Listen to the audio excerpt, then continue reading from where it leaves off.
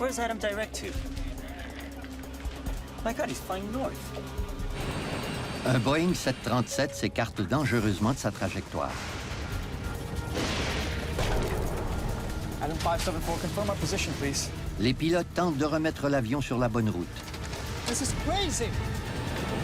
Ils sont perdus dans une violente tempête et leur appareil se met à basculer.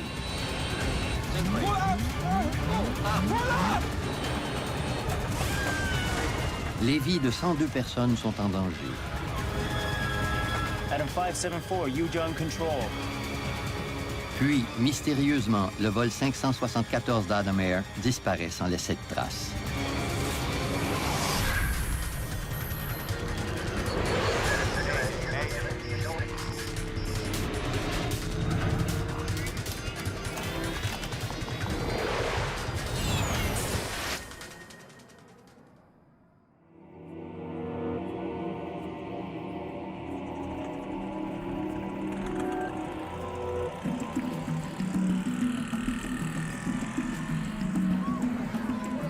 Nous sommes le 1er janvier 2007 à Surabaya, en Indonésie. C'est le jour de l'an et tout le pays est en liesse.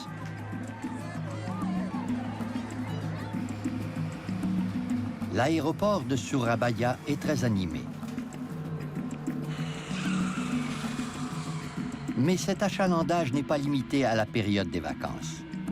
Dans toute l'Indonésie, les lignes aériennes bon marché se multiplient.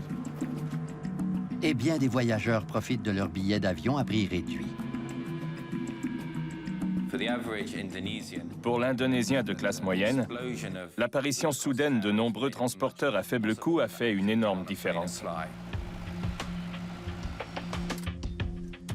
Adam Air est l'une de ces nouvelles lignes aériennes. Good afternoon, departure. This is Adam 574.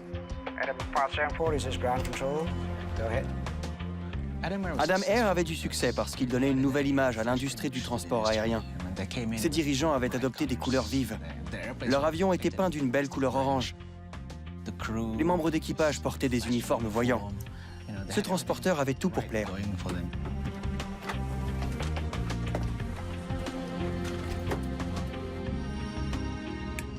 Le commandant Refri Widodo pilote les appareils d'Adam Air depuis 6 mois. Aujourd'hui, il est aux commandes du vol 574 et il va effectuer un court vol intérieur. Son copilote, Yoga Susanto, est au service de la ligne aérienne depuis environ 18 mois.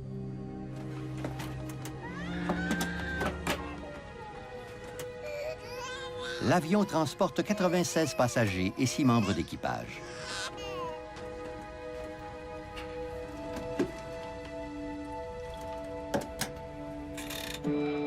En ce moment, les contrôleurs aériens doivent autoriser le départ et l'arrivée de nombreux avions. Okay, Adam 574, it's clear for takeoff. 80 knots. Check.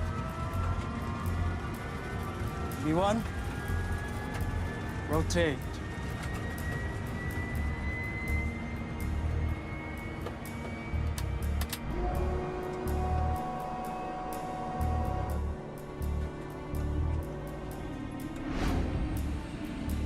Les pilotes vont effectuer un vol de routine de 2 heures seulement.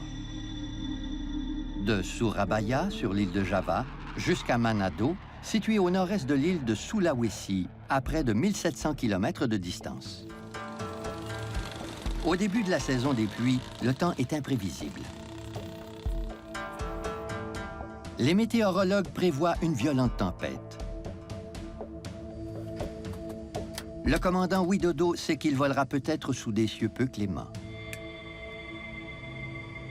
Turn right direct to Fando and climb to flight level 330. Roger, turn right, direct to Fando and climb to flight level 330, Adam 574. Quelques minutes après le décollage, les pilotes mettent le pilote automatique en marche. L'ordinateur de vol pilotera l'avion et le conduira à Manado en suivant une route préplanifiée.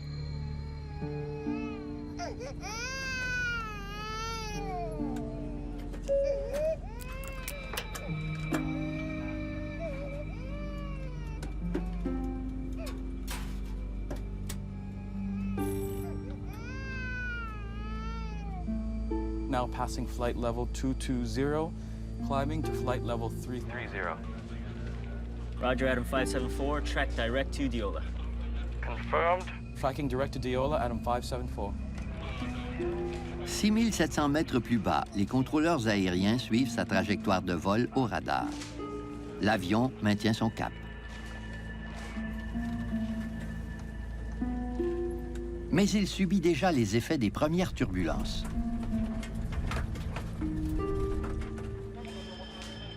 Moins d'une demi-heure après le décollage, les contrôleurs aériens font une découverte étonnante. Where's Adam direct to? My God, he's flying north. Le vol 574 a quitté sa trajectoire de vol et se dirige au cœur d'une violente tempête. Les contrôleurs aériens n'y comprennent rien. Yes. À bord du Boeing, les pilotes veulent connaître l'ampleur de la dérive. The IRS. 28 is the difference. Ils tentent de corriger le problème grâce au système de navigation par ordinateur.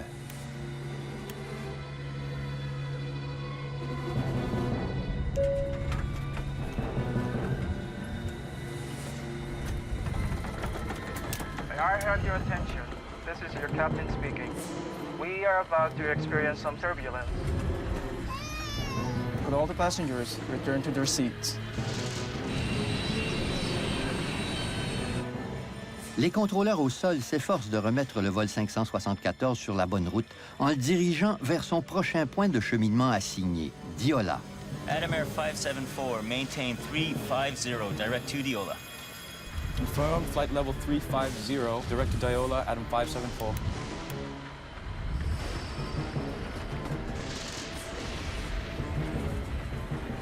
Mais pour arriver au point de cheminement, ils devront traverser une violente tempête.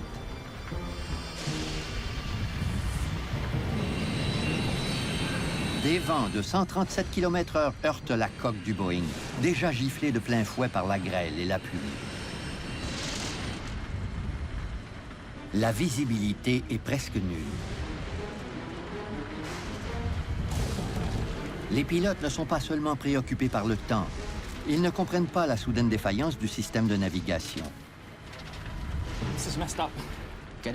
Les pilotes ont tous peur de se retrouver en panne au-dessus de l'océan. Quand on perd ses instruments de navigation, ou bien quand on ne peut plus leur faire confiance, qu'est-ce qu'on fait? Le copilote Susanto consulte le manuel de l'avion. It's starting to fly like a bamboo ship. Le commandant Widodo ignore où il est. Il a besoin d'indications. Confirm our position. Adam 574, confirm our position, please. Roger, Adam 574, position is 125 miles. Mike, Kilo Sierra, crossing radial 307. Mike, Kilo Sierra. The weather in Mike Kilo Sierras isn't good.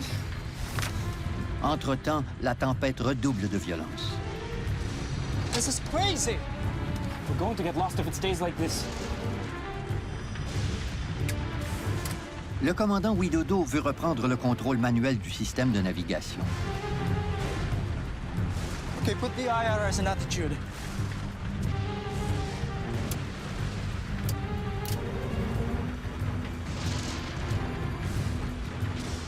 Soudain, une alerte retentit. Le pilote automatique a complètement débrayé. Ensuite, de nombreux voyants s'éteignent sur le tableau de bord de Susanto.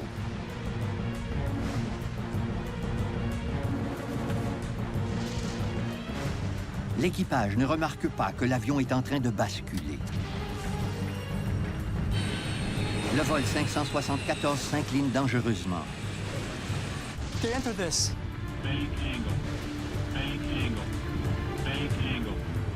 Si le roulis n'est pas rapidement contrôlé, l'avion et ses 102 passagers pourraient être projetés dans une spirale descendante fatale. Okay, put it back on nav again. Put it back on nav again. Put it on nav again. Le commandant Widodo veut réenclencher le système de navigation de l'ordinateur de bord. L'avion roule toujours et à présent, son nez pointe vers le sol.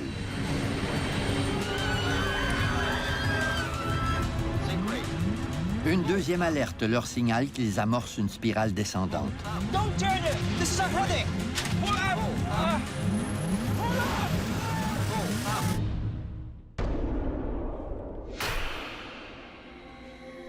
Adam 574, Yujun Control. Adam 574, Yujun Control. Adam 574, radar service terminated. Please contact Yujun Control at 128.1. Ujung a perdu la trace de l'avion. La nouvelle de la disparition du vol 574 d'Adam Air se propage rapidement. Et le gouvernement indonésien mobilise aussitôt des équipes de recherche et de secours. Le Comité national pour la sécurité des transports de l'Indonésie, le KNKT, est également informé. Le KNKT est l'organisme responsable des enquêtes sur les accidents d'avion en Indonésie. Franz Winus est chargé de l'affaire du Boeing 737 d'Adam Air. Après un accident ou un incident grave, nous rassemblons toutes nos ressources et nous formons une équipe qui sera ensuite sur les lieux de l'accident.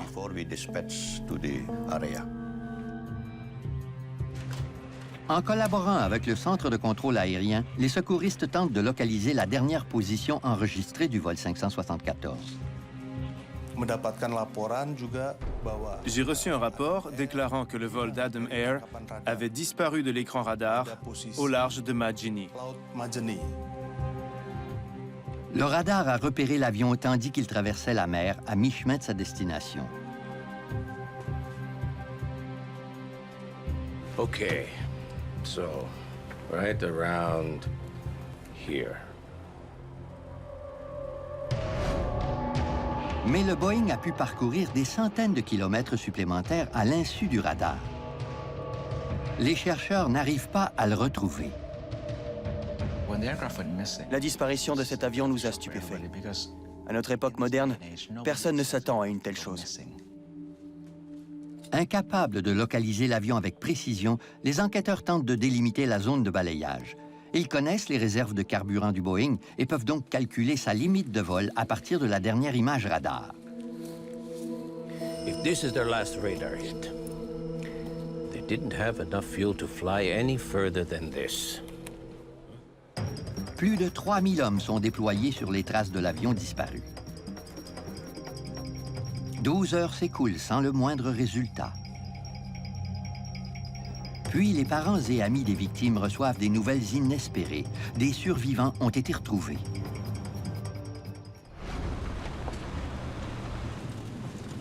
Les équipes de secouristes se précipitent vers l'île de Sulawesi en espérant rendre des survivants à leurs proches. Ils comptent aussi découvrir les causes de l'accident.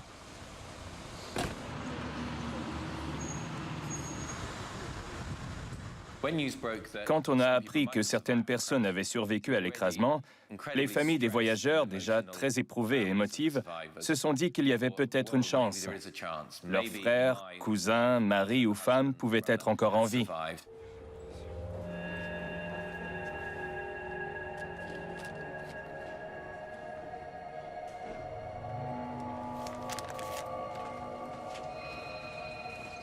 Mais lorsque les premiers secouristes arrivent sur les lieux, ils découvrent que ces survivants n'étaient pas à bord du vol 574.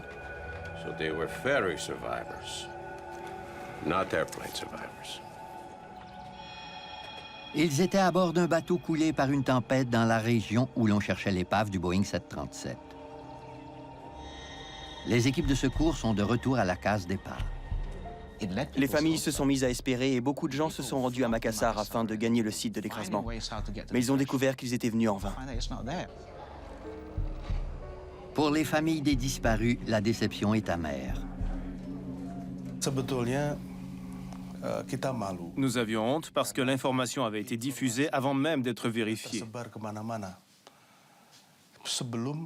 Le gouvernement était embarrassé qu'on ait publié cette fausse nouvelle. L'avion a disparu depuis une semaine. Et chaque jour, les chances de survie des victimes diminuent. On ne savait pas encore où l'avion s'était écrasé, comment c'était arrivé, et encore moins pourquoi. L'enquêteur Franz Winnes doit retrouver l'épave le plus rapidement possible. Et surtout, les boîtes noires qui ont enregistré les données de vol et les conversations du poste de pilotage. Des balises sont fixées aux 2 boîtes noires, mais leurs piles s'épuiseront au bout de 30 jours. Si on ne les découvre pas bientôt, tout espoir sera perdu.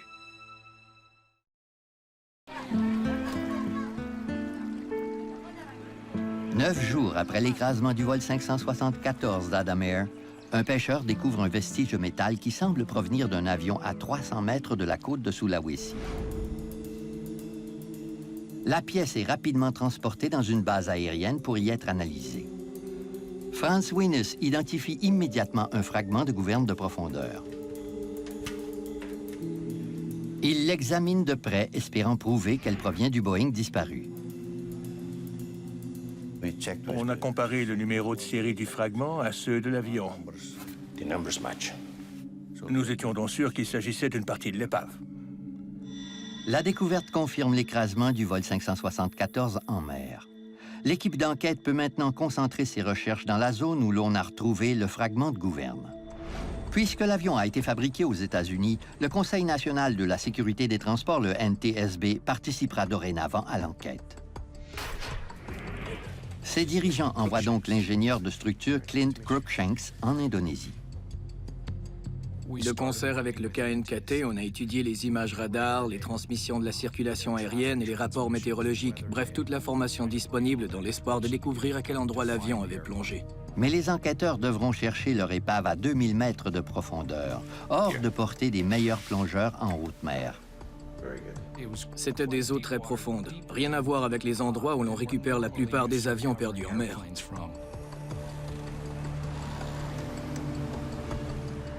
Le gouvernement indonésien veut qu'Adam Air paie les coûts de la récupération. Les enquêteurs en discutent avec les représentants de la ligne aérienne. It is going to be expensive. We need to hire contractors to go down that far.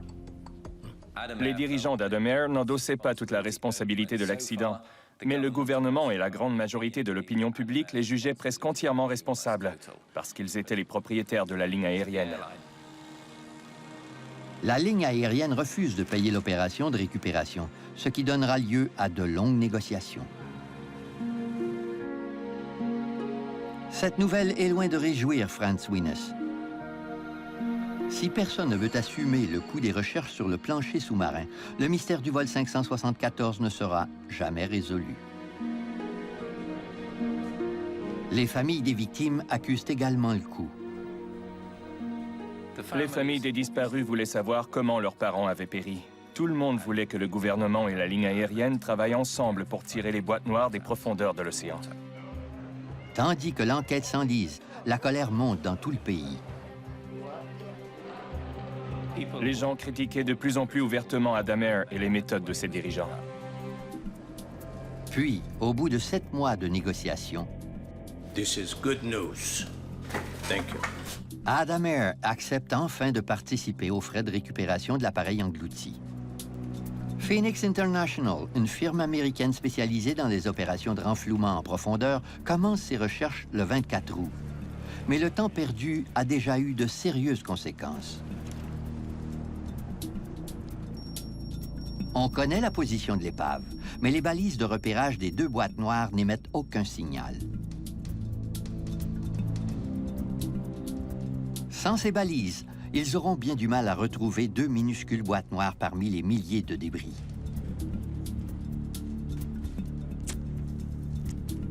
De plus, la contribution financière d'Adam Air ne couvrira pas plus d'une courte semaine de recherche.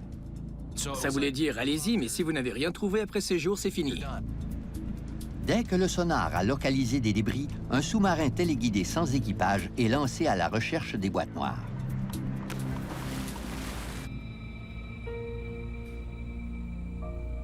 We're coming up on something. On voyait des fragments d'épave assez légers, des gilets de sauvetage, des plateaux repas, des petits objets métalliques. Oh my God, this is it. Les enquêteurs aperçoivent enfin l'épave. This plane is ripped apart. Le triste état de l'épave démontre la violence de l'écrasement. Ces petits fragments d'épave ne nous apprenaient rien sur les causes de l'accident, mais ils prouvaient que l'avion avait percuté les vagues à une vitesse très élevée. Je n'avais jamais vu d'appareil aussi fragmenté. Au bout de 2 jours de recherche, l'enquêteur du NTSB frappe dans le mille. All right, stop. Rotate back 5 degrees. Du côté gauche de l'écran vidéo, j'ai aperçu une tache orange et j'ai demandé à l'opérateur du véhicule téléguidé d'aller plus près. That's it. That's it. Okay. De près, on a vu qu'il s'agissait bien de l'enregistreur de données de vol. L'enregistreur des données de vol du Boeing 737 a été repéré. All right. Good work, Joe. Let's get this up. On était très excités en sachant qu'on aurait bientôt récupéré une des boîtes noires. Non loin de là, les enquêteurs retrouvent l'enregistreur de conversation de poste de pilotage. Stop. That's it. La semaine est terminée et les opérations de récupération prennent fin. Les enquêteurs espèrent que ces nouveaux éléments leur permettront de déceler les causes de l'accident. Les boîtes noires constituaient nos seuls indices. La carcasse de l'avion était hors de notre portée et on n'avait aucun témoin. Mais les enregistreurs ont passé près de 8 mois au fond de l'océan. Ils pourraient être sérieusement endommagés et ne divulguer aucune nouvelle information.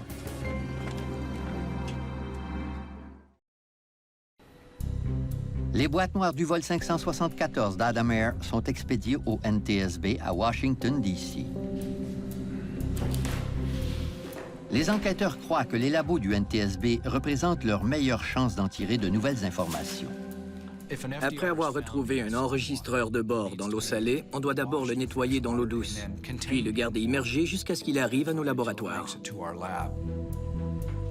Combiné, le sel et l'air provoquent une réaction chimique qui génère de la rouille. Et cette rouille peut endommager les composants électroniques des enregistreurs. Une immersion en eau douce peut retarder cette réaction. Dans cette affaire, comme l'épave allait rester au fond de l'océan, il nous fallait absolument obtenir les données des 2 enregistreurs. Franz Winnes suit les boîtes noires jusqu'aux États-Unis.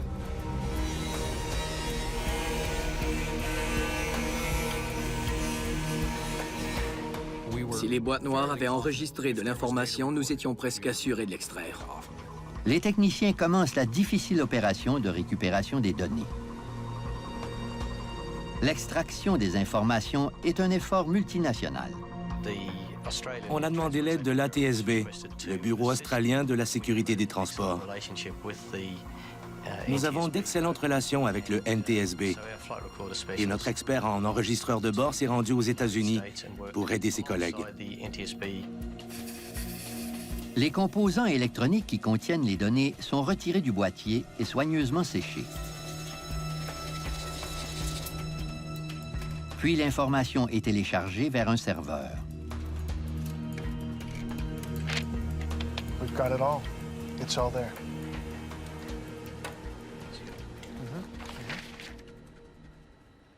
Dès que j'ai su qu'on avait récupéré 100% des données, j'ai compris qu'on connaîtrait les causes de l'accident.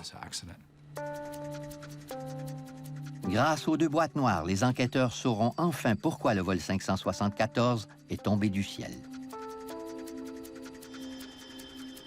Good afternoon, departure. This is Adam 574. Now passing flight level 220, climbing to flight level 330. Roger, Adam 574. Track direct to Diola. Confirmed. Tracking direct to Diola, Adam 574. Les conversations révèlent aux enquêteurs que les pilotes savaient que le système de navigation du Boeing les faisait dévier de la trajectoire prévue. The IRS. 28 is the difference. Drifting. Et qu'ils tentaient de régler le problème. This is messed up. Where's Adam direct to? My God, he's flying north. Adam Air 574, maintain 350, direct to Diola. Confirm flight level 350, direct to Diola, Adam 574. Pour passer d'un point de cheminement à l'autre, l'ordinateur de vol doit toujours connaître la position exacte de l'avion. Cette information provient d'un élément appelé INS, ou Système de navigation par inertie. L'INS piste chaque changement de cap de l'appareil afin de calculer sa position exacte, puis il transfère l'information au pilote automatique. Le pilote automatique doit savoir où se trouve l'avion et où il se rend. Et il obtient ces données de l'INS, c'est-à-dire l'altitude, le cap et la vitesse. Mais pour que le système de navigation suive la trajectoire de l'appareil, il doit connaître son point de départ. L'INS doit donc être calibré avant le décollage. En entrant les coordonnées du poste de stationnement, les pilotes lui fournissent ce point de départ. Les enquêteurs se demandent si l'INS a guidé l'avion hors de sa trajectoire à cause de coordonnées de départ erronées. We just got this. Il vérifie cette théorie en étudiant l'information fournie par l'enregistreur de bord. The numbers are fine when they're on the ground. Yes. Les données confirment que l'INS a été calibré avant le décollage du vol 574 d'Adam Air. This is where it begins. Mais pour une raison inconnue, le système de navigation par inertie a fait dériver l'avion presque tout de suite après le décollage. Just gets worse and worse. I have something else I'd like to show you. Some maintenance logs. Les deux enquêteurs étudient le registre d'entretien de l'INS installé à bord du vol 574. As you can tell, there's more than 100 write-ups here. Look at this. Same unit. The same problem. That's right. Le registre d'entretien fait état de nombreuses plaintes contre le système de navigation au cours des 3 derniers mois. Again and again. Les enquêteurs se demandent pourquoi la ligne aérienne n'avait pas simplement réglé le problème. Il est évident que le système de navigation par inertie de cet appareil aurait dû être retiré et envoyé à la maintenance pour y être calibré ou réparé.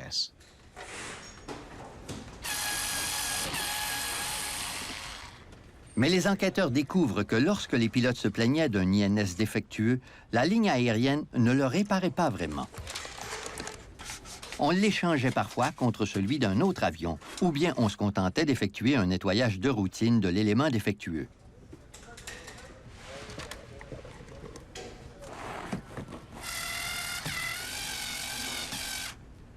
Ils sortaient les connecteurs, les aspergeaient d'huile de nettoyage lubrifiante et les remettaient en place. Puis, ils faisaient quelques essais au sol et notaient « essai au sol concluant » dans le carnet d'entretien.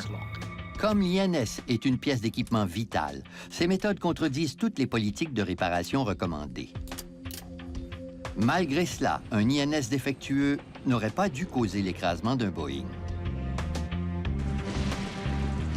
À présent, les enquêteurs se demandent si la violente tempête que le vol 574 a dû affronter de plein fouet a joué un rôle dans la tragédie. This is messed up. This is really messed up. It's starting to fly like a bamboo ship. Confirm our position. Le mauvais temps est une des causes reconnues des accidents aériens. Il peut gravement endommager un appareil et désorienter ses pilotes. En 1977, un DC-9 de Southern Airways a traversé une violente tempête près de New Hope, en Géorgie. La grêle a bouché les réacteurs qui ont littéralement explosé. L'avion s'est écrasé sur une petite ville et 72 personnes ont perdu la vie. Afin de déterminer si la tempête a joué un rôle dans l'écrasement du Boeing d'Adam Air, les enquêteurs devront obtenir une image plus complète des derniers moments du vol 574. Ils vont donc combiner les données des deux boîtes noires afin de créer une simulation du vol par ordinateur. Cette simulation révélera qu'un simple geste aurait permis d'éviter la tragédie.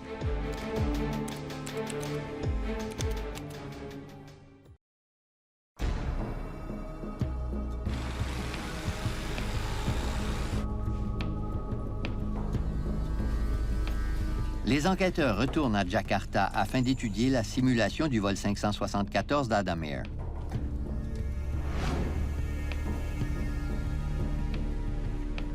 The weather in my Kilo Sierras isn't good. This is crazy. We're going to get lost if it stays like this. Ils voient que pendant la majeure partie du vol, le système de navigation dirigeait l'avion. Mais comme l'INS faisait dériver l'appareil, le commandant a décidé de reprendre les choses en main. Okay, put the IRS in attitude.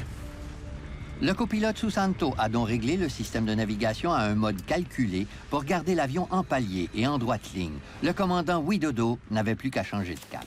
This is where they switch from nav to attitude.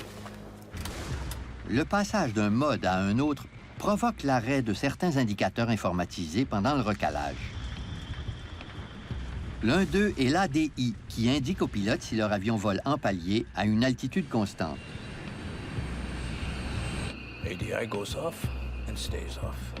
Le changement de réglage a une deuxième conséquence, beaucoup plus grave. That's where the plane starts its right roll. Le pilote automatique a débrayé lorsqu'ils sont volontairement passés du mode nav au mode attitude. Et l'appareil s'est mis à rouler vers la droite de façon presque imperceptible, de l'ordre d'1 degré par seconde environ. En passant du mode nav à attitude, le commandant Widodo a sauté une étape cruciale. Il aurait dû faire voler le Boeing en palier, droit devant, pendant que l'ordinateur de vol se réajustait au nouveau mode. Maintain straight and level, constant airspeed flight until attitude displays recover. Approximately 30 seconds. It's in the manual. Any pilot who is trained and qualified. Tout navigant entraîné et qualifié pour piloter un Boeing 737-400 devrait savoir que pour passer du mode nav au mode attitude, il faut que les ailes de l'avion restent stables pendant 30 secondes. Aucun des deux pilotes n'a respecté la consigne, et cet oubli aura de terribles conséquences. Privé de cette stabilité, le pilote automatique débraye soudainement. L'ordinateur de vol déclenche alors une alerte que l'équipage technique ignore. Les pilotes ne semblent pas avoir remarqué que leur avion n'était plus sous le contrôle du pilote automatique. En quelques secondes, une vulgaire anomalie s'est transformée en situation critique. Les données indiquent que l'avion avait tendance à rouler vers la droite. Comme les vieilles voitures, les vieux avions n'avancent pas toujours en ligne droite. Durant le vol, le pilote automatique contrebalançait ce roulis en levant l'aileron de l'aile gauche du Boeing. Les ailerons sont les volets mobiles des ailes qui permettent de contrôler le mouvement de roulis de l'avion vers la droite ou la gauche. Mais le débrayage du pilote automatique a mis fin au rééquilibrage et l'aileron est retourné à une position neutre, permettant à l'avion de reprendre sa tendance naturelle à rouler vers la droite. And they don't even notice. À ce moment-là, le taux de roulis de l'avion était d'1 degré par seconde. Préoccupés par leur système de navigation défectueux et un horizon obscurci par d'épais nuages, les deux hommes n'ont pas réalisé que leur avion s'inclinait. Durant un vol, la désorientation des pilotes est un phénomène courant. Nos sens peuvent nous transmettre de fausses informations ou des sensations erronées. On peut croire qu'on vole en ligne droite à une altitude constante, mais en réalité, l'avion roule lentement vers la droite ou vers la gauche. Le 737 est programmé pour lancer une alerte dès que le roulis dépasse les 35 degrés.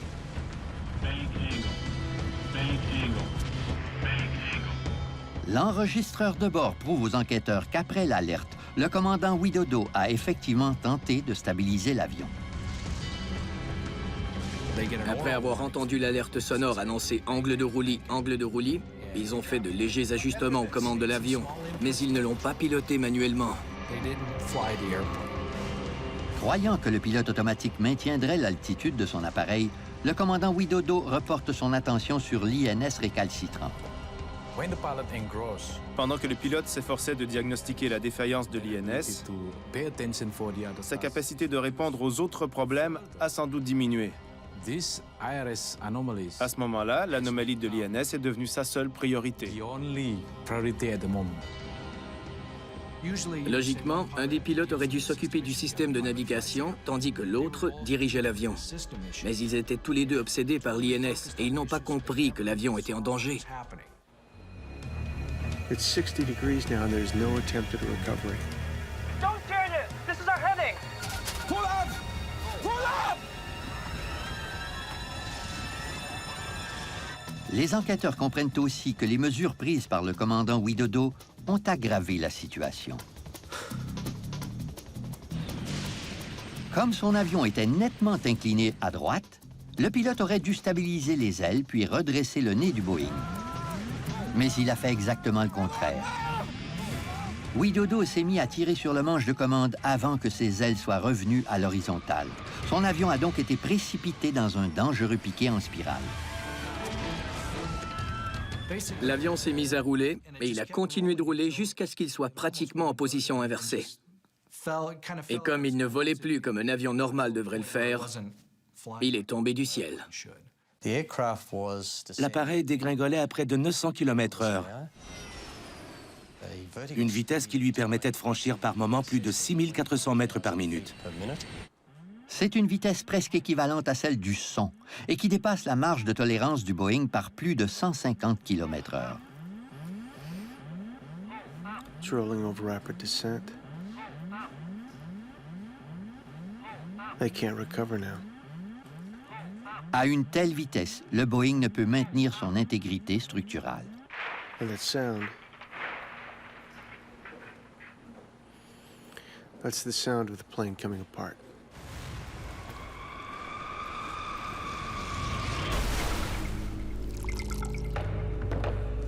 Les boîtes noires ont révélé la fin du vol 574. Mais elles ont également soulevé des questions vitales. It's just one error after another. Les pilotes avaient le temps de rectifier la situation. Ils en avaient largement le temps. Les enquêteurs en arrivent à une conclusion troublante. La seule défaillance mécanique du Boeing était celle de son INS, qui n'aurait pas dû à elle seule provoquer l'écrasement. La défaillance mortelle provenait des humains. Okay, put the IRS in attitude.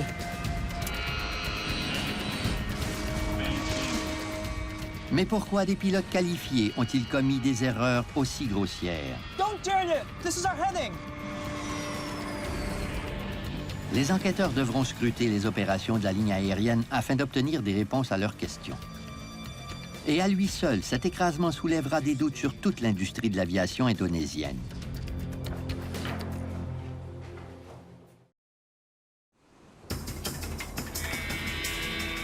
Les enquêteurs détournent leur attention des agissements des pilotes du vol 574 à ceux de leurs employeurs, Adam Air.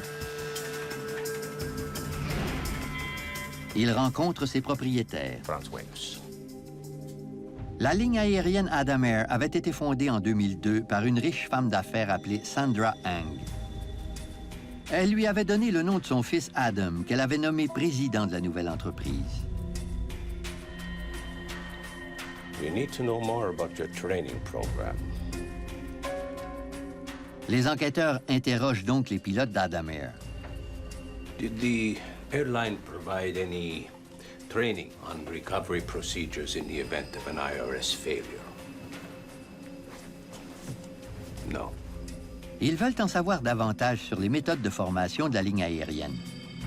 What about recovery techniques? IRS troubleshooting? No? Ils apprennent des faits troublants. Rien ne nous permettait de croire que les pilotes avaient été adéquatement entraînés en cas de débrayage soudain du pilote automatique ou pour voler malgré une défaillance du système de navigation par inertie. Thank you, gentlemen, for your time.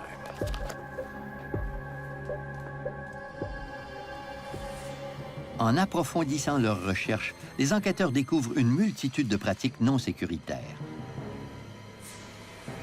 Au mois de février 2006, 11 mois avant l'écrasement du vol 574, un autre appareil d'Adam Air, le vol 782, avait dérivé de sa trajectoire, dans les mêmes circonstances.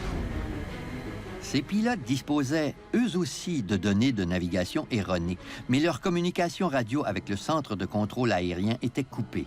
Ils n'avaient pas le moindre recours. Ils ont erré dans l'espace aérien pendant 3 heures. L'équipage technique tentait de repérer leur position, tout comme le centre de contrôle aérien. Ils étaient au-dessus de l'océan. Tout comme le vol 574, l'appareil était victime d'une panne d'INS. En fin de compte, cet avion a atterri 500 km au sud de la destination prévue. Ils ont continué jusqu'à ce qu'ils survolent une île qui était heureusement dotée d'un aéroport. Ils se sont dit, on va atterrir ici. C'est à ce moment-là qu'ils ont su où ils se trouvaient. 6 mois après le vol 574, la Commission européenne a frappé toutes les lignes aériennes de l'Indonésie d'une interdiction de vol au-dessus de l'Europe. C'était un message assez musclé. L'Union européenne annonçait au reste du monde qu'elle considérait les transporteurs aériens indonésiens comme dangereux et qu'elle déconseillait leur utilisation.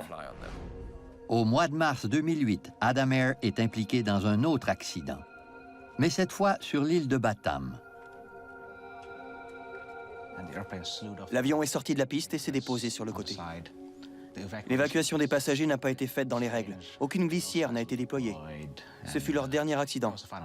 Pour tout le monde, c'était la goutte d'eau qui faisait déborder le vase. Les gens qui ne s'en fichaient pas, ceux qui voulaient réformer l'industrie et l'améliorer, étaient horrifiés du régime chaotique d'Adam Air.